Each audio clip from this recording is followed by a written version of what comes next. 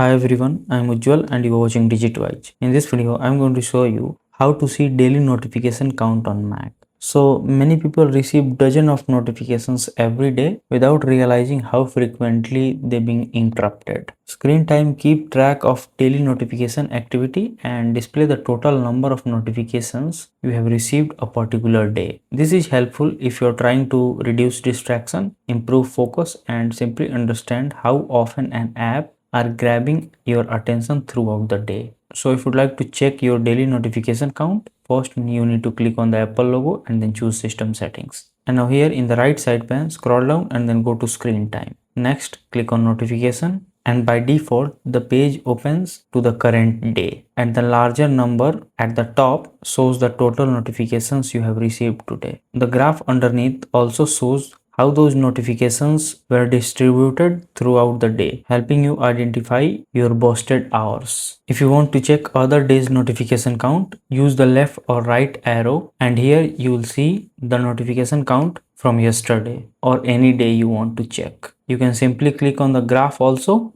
and by clicking on the drop down menu you can switch to this week and you can also see the average per day notification count from this week, and that's it.